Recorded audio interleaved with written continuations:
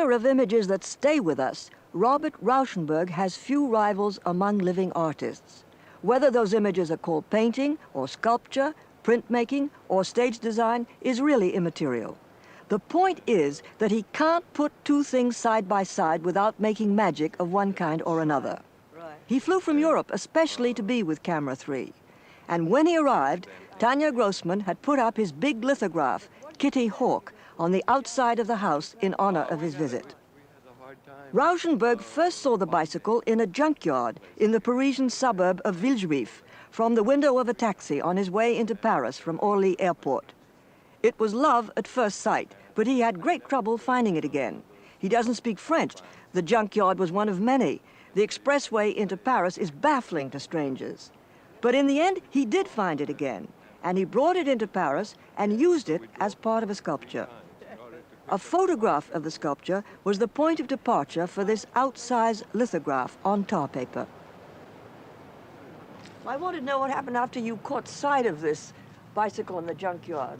Then you got a good look at it. Then what happened? It was a piece of sculpture that was about, because the ceilings were high, made on location in Paris, called the part of the early Egyptian series, where I was using sand in cardboard boxes, and as much sort of romanticism formally, like it was my dealing with a candid idea of the presence, the mysterious presence of Egyptian art. And so this bicycle was in the piece. And as for some reason or another, Tanya fell in love with that bicycle. Mm-hmm. I could have just left it there, you know. It was almost a favor. This is Tanya's scarf. Yes. And these are the paper bags that are along the Babylon, this Babylon, Long Island, yes. Not the other Babylon. Yes, yes. Rail train. Right, they were just picked up by the rail. Right, because I needed things to work with. Mm-hmm. And as I said, you know, I like to work on location because I'll use any device to not begin work with any preconception. Because I like working on location with the materials that are around naturally. Mm. And that's not, it's just a way of sort of naturally communicating and documenting the fact that you're not in your studio. Even in my studio, I want I would prefer that whatever I'm working on actually looks more like what's going on outside. Marvelous book, which I really love and looking forward very much. That's Rauschenberg and Rob Grillet. And I introduced them here in our kitchen postman, and I was thinking that will be very interesting if they work on something together, because Rob Grillet is very lyrical, and still it is some kind of much nostalgia in it, and some kind of a loneliness in it, a repetition of the same sentence on and on. Alain Robbe-Grillet is the French novelist and filmmaker, especially last year at Marienbad, who has been known for a long time as a pioneer of what is called le nouveau roman, the novel which does away with conventional character building and traditional narrative in favor of something which exists in its own right, halfway to poetry. Robbe-Grillet writes in his house in Normandy. He uses aluminum plates, which were sent to him by ULAE. Then Rauschenberg comes to West Islip, looks over the text, and invents images which strike him as right for the purpose. At other times, he makes images which are sent over to Normandy so that Robbe-Grillet, in his turn, can take off from them and go on with his text. Rauschenberg, I really would like that you looked at your current work now. So please look and contemplate. You don't have to tell me, Tanya. Whatever. I don't tell you. Don't you have some questions to ask? Well, you better look at the pages first because you haven't seen them yet. That's all right. You can see them when I see them. All right. All right, well, let's see if we can get it.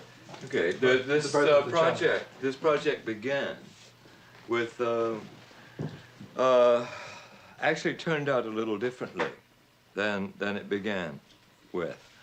The original idea that excited me was that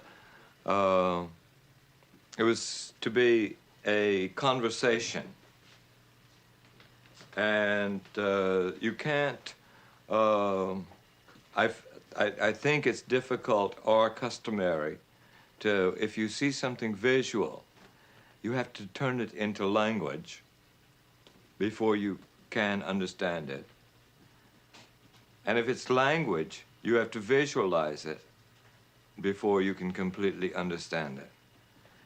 And as I understood the original agreement, it was that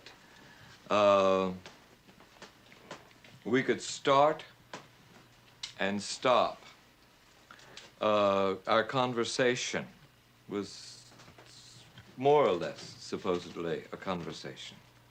We could start and stop it any time. With my images, I could change the subject. And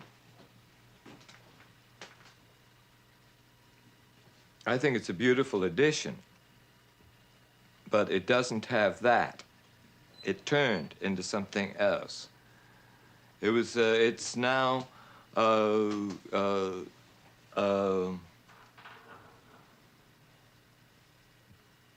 was almost forced to be an illustrator. I don't think so. Now here I have to contradict. Right.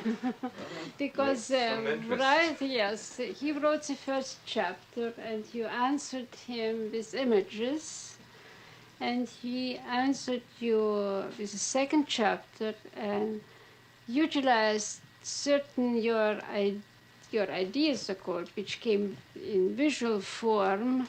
He brought it there in verbal form. He wrote it into yes, a script. Into script, right. That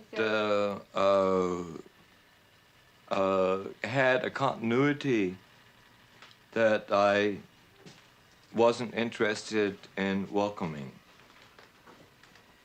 Well, but you are free to do the book, to kind of form the book, because I believe there are books which the artist does from cover to cover visually, because for me, like I said to you, Walt Whitman said somewhere that for him is a book, and he wrote it with capital B, is not merely a fiction, so many other things.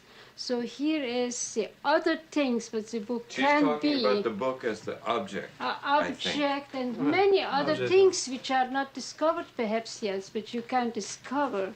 Because the fiction exists and was written actually inspired by your answers. It inspired him to write, because the finale is absolutely your, that's what your I meant. images. And your images. So now you can do visually or answering any way you want. You can turn everything upside down. Let's do something what you usually are doing. This beautifully unexpected and so forth. Accident is the name of a lithograph by Rauschenberg. It's a literal title in that the stone broke in half while work was going forward on the print. What for most people would have been a disaster seemed to Rauschenberg a heaven-sent opportunity. Other people seem to agree. For some strange reason, the stone broke twice. Once I could take. Yeah, Twice it seemed deliberate. Something was going wrong. And, well, it was a very simple physical problem. He had put cardboard under the press bar. Mm-hmm. And so that the stone broke because of the unequal pressure. And he kept trying to make the edges come up, so that, because it was only printing in the middle. And he was very distracted. And so once I could take, I did the whole stone again, differently, but in, you know, like in the same manner, using the same information. And he broke it again. That was too much. Because I love stones. You know, I mean, these stones are very, I respect stones, right?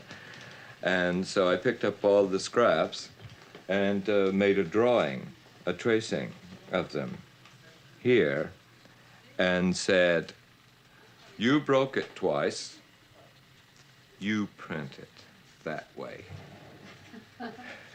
So you made something out of it on purpose. I had to. Yes, yes. No, I won't let anything be wasted if I can do anything about it. You gave it a new life.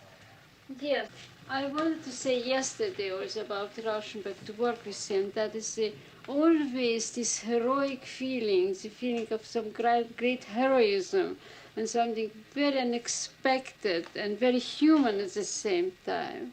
You see, but like what happens here with this accident, it was an accident, and it was the greatest gesture of his still to print it through, and we internationally acknowledged this accident and showed it.